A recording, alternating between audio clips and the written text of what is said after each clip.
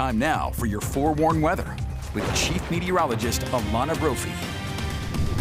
Let's check in with Chief Meteorologist Alana Brophy. She's got a pretty picture behind her. How you doing, Alana? I'm doing great, Brian. Northern Utah, just as pretty as the South. You know, Snow Canyon State Park saw their first desert tortoise sighting today.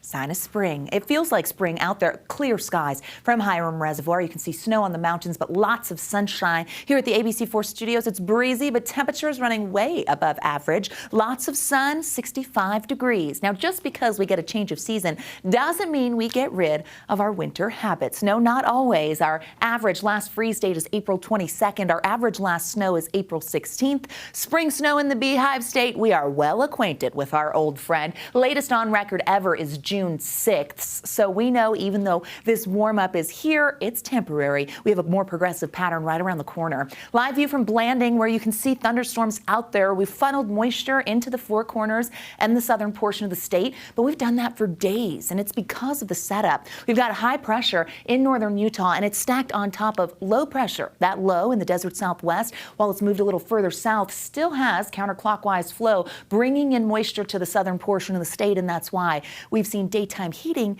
aiding in some storm development.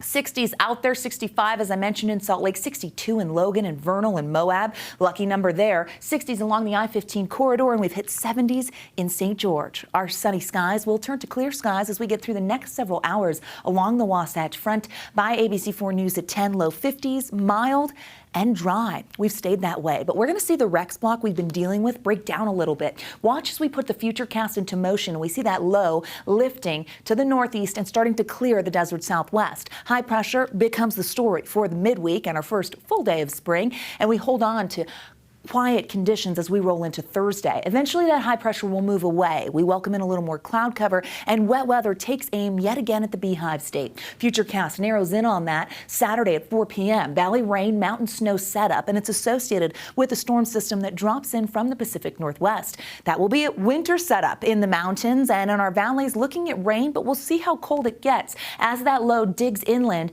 it brings the potential of that wet weather and the snow level to drop. We'll see what happens. It's still several days away. Scattered showers expected for your weekend. If you're planning now, forewarning you, an unsettled pattern around the corner, and that holds on into early next week. Temperatures tomorrow still running well above average. How about those 60s?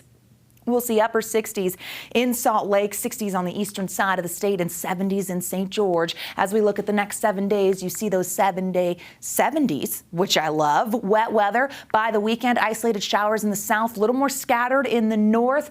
We could see a 70-degree day on Friday. Maybe I'm just optimistic and hoping. Is it spring fever? It could be. Hang on, because sports is right around the corner. We'll be right back.